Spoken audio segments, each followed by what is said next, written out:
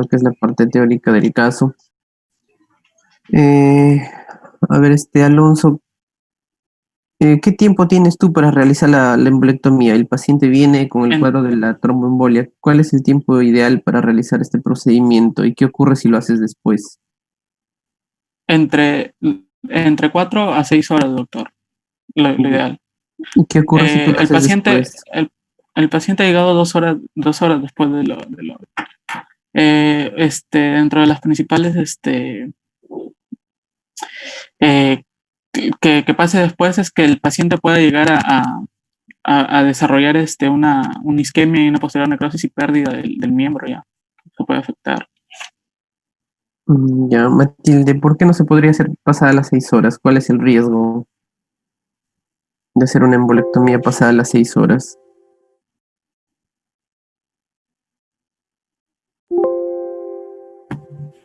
Em,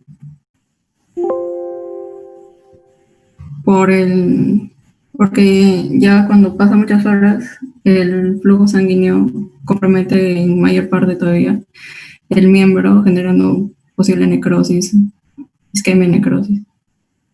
Entonces, ya no sería efectivo hacer una embolectomía.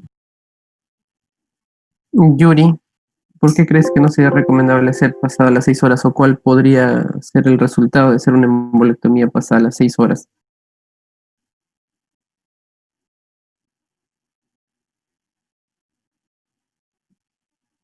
Ya, podría ser, doctor, porque, bueno, ya existe, como ya mencionó ya, ¿no? Un daño, en el tejido, una necrosis, una que, puede haber isquemia en los miembros inferiores, otra porque, sobre todo por eso, porque ya hay lesión en el tejido. Perla, Doctor, yo había leído que cuando se instaura un tratamiento ya más de 12 horas o incluso cuando hay evidencias ya de necrosis, existe la posibilidad de que se desarrolle un cuadro de estrés respiratorio o, o fallo renal. ¿cómo se llama esa patología? Pero, doctor,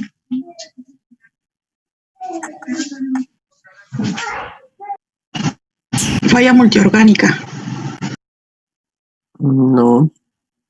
Miren, cada vez que hay un tejido que no se perfunde, se va a llevar a cabo un metabolismo anaerobio, ¿no? Si ustedes recuerdan clases de bioquímica, cada vez que hay un metabolismo anaerobio, se va a producir menos energía, ¿no? De los 36 ATPs que normalmente se producen cuando es metabolismo aerobio, bajan a producirse solamente 2.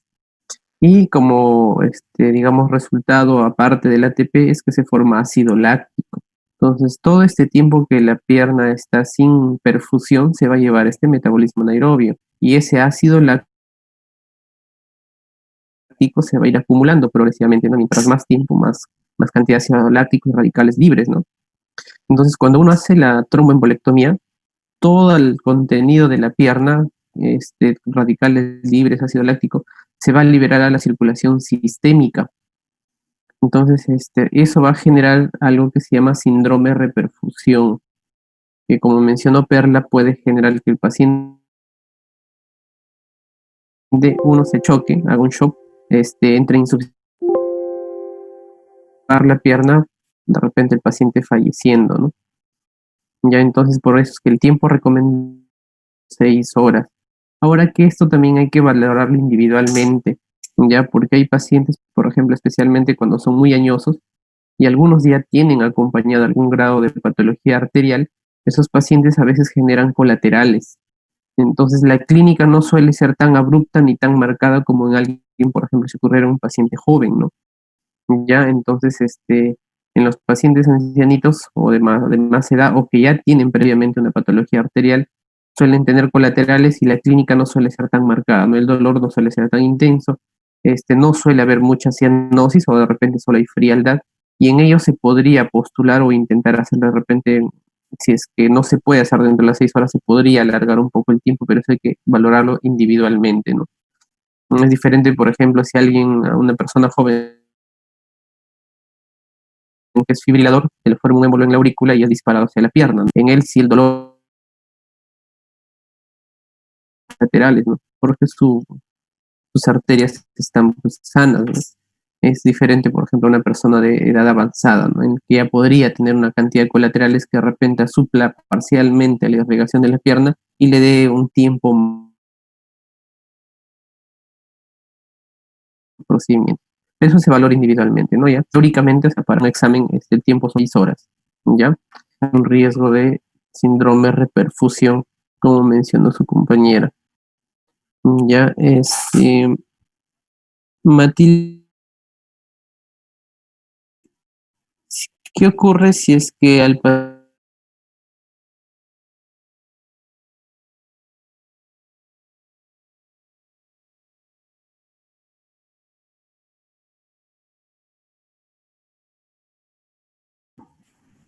Disculpe, doctor, no se le escuchó.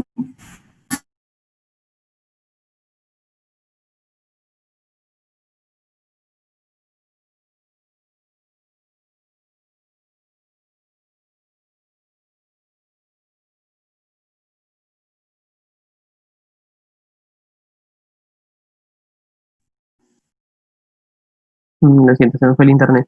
Les mencionaba, Matilde, ¿qué ocurre si es que el paciente después del manejo endovascular pasan unas horas y la paciente empieza a desarrollar sintomatología compatible con un abdomen agudo? ¿En qué estaría sospechando? Que posiblemente haya habido infección del sitio, bueno, si se le hace una Endovascular, reparación con reparación endovascular, puede que se asocie con infección del injerto y ¿Tú que crees que una infección se manifestaría horas después? no. Yuri,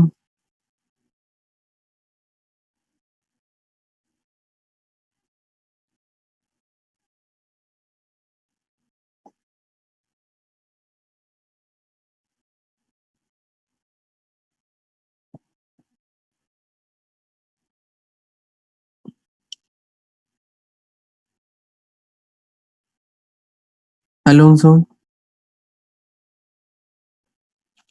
Doctor, ¿podría ser por el hecho de que el émbolo que puede haber existido en ese nivel se pueda desplazar, ocluyendo, por ejemplo, el nacimiento de la mesentérica, llegando a desarrollar una obstrucción mesentérica y por lo tanto un abdomen agudo en ese tipo de posibilidad vascular?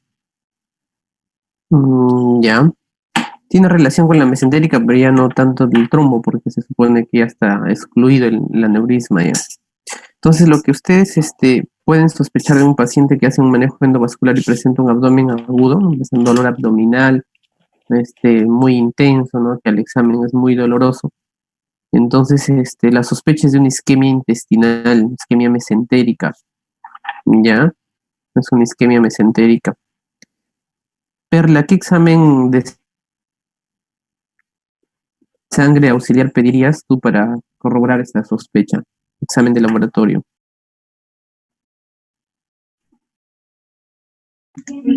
Doctor, disculpe, se le escucha entrecortado. Me dijo, Vaya, ¿qué examen de laboratorio solicitarías a la paciente en quien tiene sospecha de una isquemia mesentérica?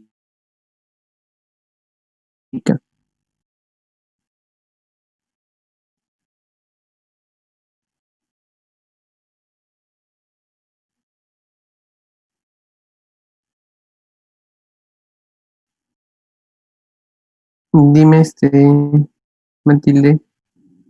Bueno, le pediría dímero D, fibrinógeno.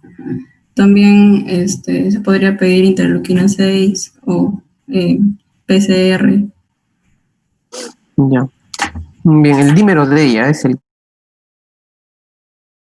que se utiliza para corroborar una isquemia mesentérica. Ya, entonces, recuerden que el nacimiento de la mesentérica inferior está justo por debajo de las renales y siempre, siempre se ubica dentro del saco o está incluida dentro del saco aneurismático de un aneurisma infrarrenal. Ya, entonces, eso se tiene que valorar o tener bastante cuidado en el prequirúrgico, ¿no? Si es que cuando se solicita la angiotomografía de aorta abdominal, uno tiene que valorar la presencia y el diámetro que tiene esta arteria mesentérica inferior, ¿no? Si es que es un diámetro importante y vemos, por ejemplo, que la mesentérica superior tiene algún grado de estenosis o está ocluida, entonces pues la principal irrigación se va a dar a través de la mesentérica inferior. En ese caso, lo que se opta ya no es por un manejo endovascular, sino por un manejo abierto, ¿ya? Entonces hay que tener cuidado en eso. Aunque en la mayoría de los casos, en los mayoría de casos de aneurismas, las mesentéricas inferiores suelen estar trombosadas, especialmente cuando hay un trombo dentro de la luz de la arteria, ¿no? De la aorta. Suelen estar trombosadas o suelen ser de diámetro pequeño, pero sí hay unos casos en los que se ha visto que la mesentérica superior suele tener un grado de estenosis y la mesentérica inferior es la principal fuente de irrigación de la parte del intestino, ¿ya? Eh, Marjorie, ¿qué clínica te daría un paciente que ustedes mencionaron que hay que tener en cuenta que el paciente también, no, o bueno, dentro de sus posibilidades diagnósticas, la disección aórtica? ¿Qué clínica crees que te daría un paciente con disección aórtica?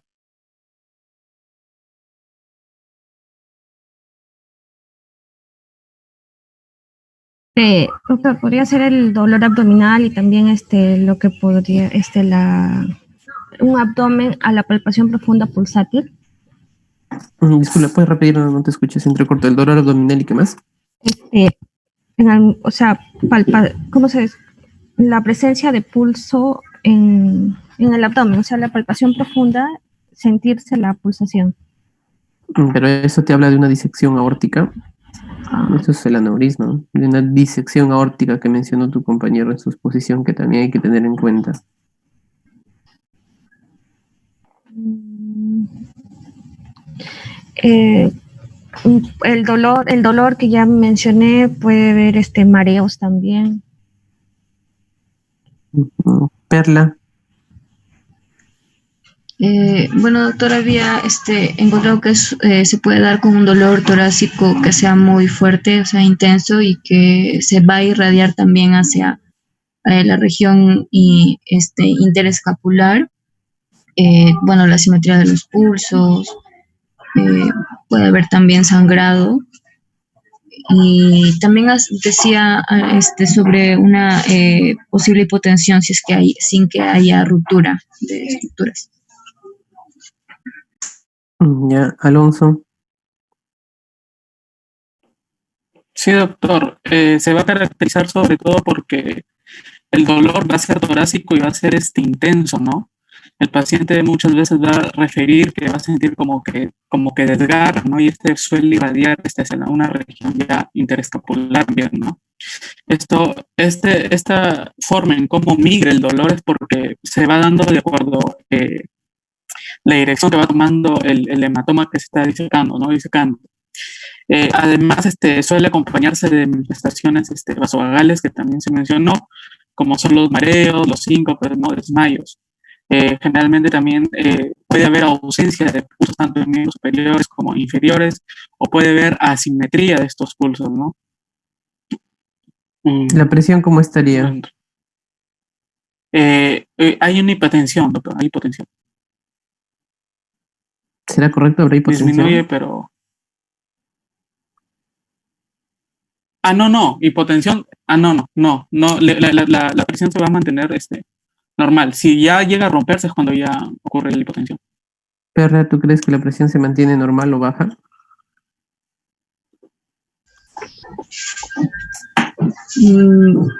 Decía que cursaba con una hipotensión cuando había ruptura. Ya, pero si no hay ruptura. Se mantendría. Yuri, ¿qué opinas? ¿La presión se mantiene, baja, sube?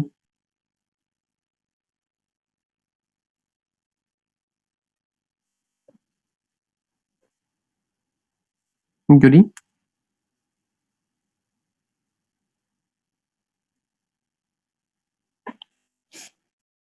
Matilde.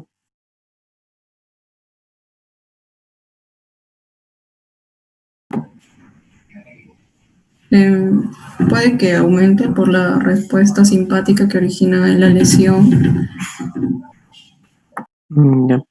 Generalmente cuando hay una disección aórtica, el paciente llega hipertenso, ¿no? Siempre y cuando no se haya roto, lógicamente, llega hipertenso, porque la disección es la separación de las capas de la arteria, se forma un flap que ocluye impide el pasaje de la sangre a través de la aorta.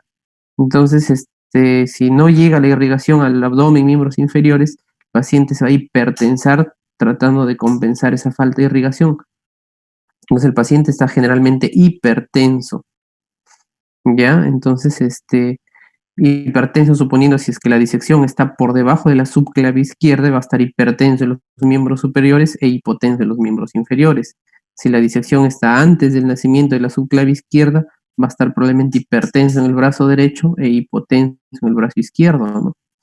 Ya, entonces generalmente el paciente viene hipertenso, ya, cuando hay una disección aórtica y el dolor, como ya lo describieron, es un dolor lacinante de desgarro, ¿no? Muy intenso.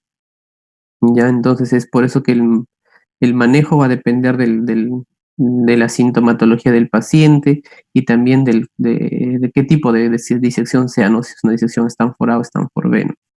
Ya generalmente las Stanford B suelen ser de manejo conservador en la mayoría de los casos, salvo que el paciente persista con una hipertensión no controlada, haga hemotoras o un dolor persistente, ¿no?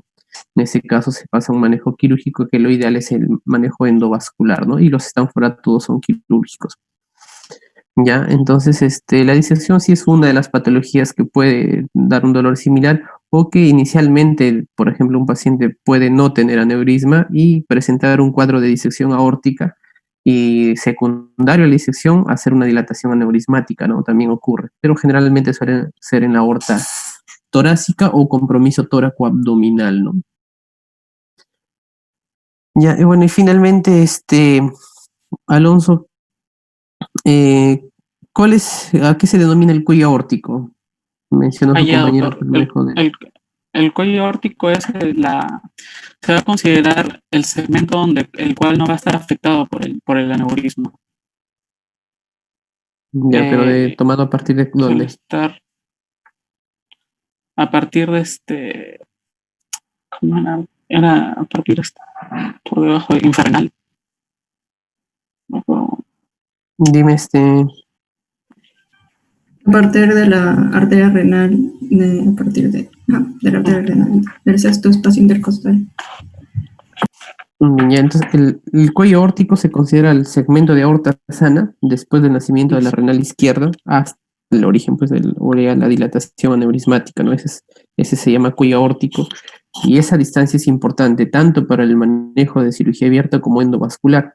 Para el manejo endovascular, como ya mencionado los compañeros, se pide que sea mayor de 1 centímetro, ¿no? Entre 10 a 15 milímetros como mínimo, porque es el lugar donde se va a anclar la endoprótesis, ¿no? Cuando no hay ese cuello es más corto o no tiene ese cuello, ya es un yuxtarrenal. Entonces ahí se tiene que hacer otro procedimiento también que puede hacerse por endovascular, pero se construye una prótesis personalizada haciendo unas chimeneas, ¿no? Para la perfusión de ambas renales. Y ahí también es importante para el manejo abierto porque es el lugar donde se va a clampar temporalmente la aorta mientras se coloca la prótesis o el injerto protésico. Ya, y otras condiciones que se tienen que tener en cuenta también son los accesos, ¿no? Ustedes saben que el manejo endovascular se hace a través de las mismas arterias femorales. Entonces hay que asegurarse de que la arteria femoral tenga un diámetro adecuado y que no presente enfermedad arterial periférica, ¿no? O sea, que no tenga un grado de estenosis importante. De lo contrario, pues los injertos no van a poder pasar, ¿no? Bien, vamos ahorita a la revisión del tema, que bueno, ya lo han hecho bastante bien sus compañeros, solamente hacer una revisión rápida de eso y de enfermedad arterial periférica, ¿ya?